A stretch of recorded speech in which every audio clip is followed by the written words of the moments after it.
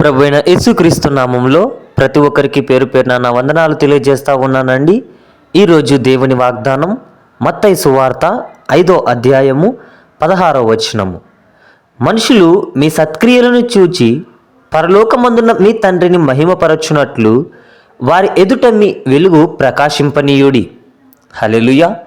దేవుడు ఈ దినం మనతో మాట్లాడుతూ ఉన్నటువంటి మాట, ప్రియ సహోదరి సహోదరుడా, మన క్రియలు ఏవైతే ఉంటాయో, మన మాట తీరు కావచ్చు, మనం నడిచే నడవిడిక కావచ్చు, మనం చూపించే ప్రేమ కావచ్చు, ఆప్యాయత కావచ్చు, మనం కలిసిపోవడం కావచ్చు, ఇవన్నీ కూడా దాంట్ను బట్టి మన పరలోకమందున్నటువంటి తండ్రిని మహిమపరచాలంట.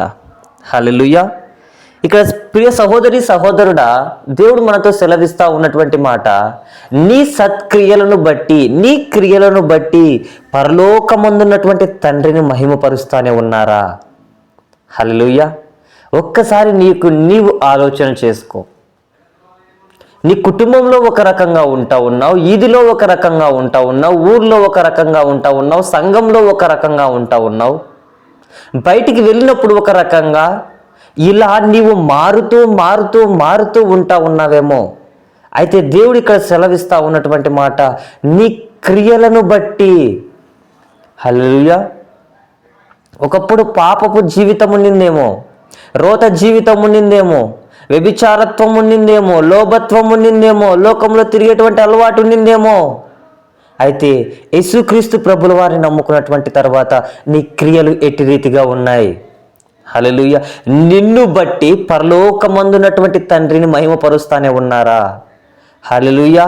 అబ్బా, ఈ పిల్లోని మాట్లాడుతూ ఉంటే, ఈ పిల్లోనితో మాట్లాడుతూ ఉంటే ఎంత జ్ఞానంతో మాట్లాడుతూ ఉన్నాడు అనేసి నిన్ను బట్టి పరలోకమందున్నటువంటి తండ్రిని మహిమపరుస్తానే ఉన్నారా, లేకపోతే ద్వేషిస్తూ ఉన్నారా? ఒక్కసారి ఆలోచన చేయి ప్రియ సహోదరి సహోదరుడా. ఇక్కడ నీ వెలుగు అనేక మంది దగ్గర ప్రకాశింపబడాలి. హల్లెలూయా. వెలుగంటే ఏదో లైట్లు పెట్టుకొని వెళ్ళో, స్టార్ పెట్టుకొని వెళ్ళో నిన్ను నీవు మహిమపరచుకోవడం కాదండి. నీ యొక్క స్వభావమును బట్టి, నీ క్రియలను బట్టి అనేక మంది బిడ్డలు ఏం కావాలంట? క్రీస్తును మహిమపరిచేటువంటి బిడ్డలుగా తయారు కావాలి. హల్లెలూయా. నిన్ను బట్టి మహిమపరచబడతా ఉన్నారా, లేకపోతే నిన్ను బట్టి అనేక మంది వెనక్కి వెళ్ళిపోతానే ఉన్నారా? ఒక్కసారి ఆలోచన చేయి ప్రియ సహోదరి సహోదరుడా. నువ్వు కుటుంబంలో ఎలా ఉంటా ఉన్నావో, నిన్ను చూసి, నీ క్రియలను చూసి పరలోకమున్నటువంటి తండ్రిని మహిమపరచవలసినటువంటి బిడ్డలు దూరంగా వెళ్ళిపోతా ఉన్నారేమో. నిన్ను చూసి మందిరానికి రావాల్సినటువంటి బిడ్డలు మందిరానికి రాకుండా ఆగిపోతా ఉన్నారేమో. నీ మాటలను బట్టి, నీ క్రియలను బట్టి. ఒక్కసారి ఆలోచన చేయి ప్రియ సహోదరి సహోదరుడా. ఎట్టి రీతితో నువ్వు జీవిస్తానే ఉన్నావు? ఎట్టి రీతిగా నీ క్రియలు ఉన్నాయి? ఎట్టి రీతిగా నీవు దేవుని మహిమపరుస్తానే ఉన్నావు? ఒక్కసారి ఆలోచించి. హల్లెలూయా. అట్టి రీతి అయినటువంటి వెలుగు దేవుడు మన మీద కుమ్మరించును గాక. ఆమేన్. ఈ వాక్యము దేవుడు దీవించును గాక. చివరి ప్రార్థన. మిక్కిలి ప్రేమ కలిగిన తండ్రి, మీకు స్తోత్రాలయ్యా.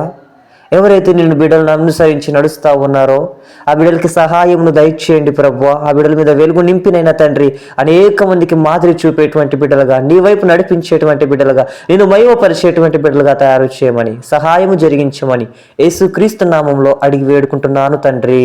ఆమేన్.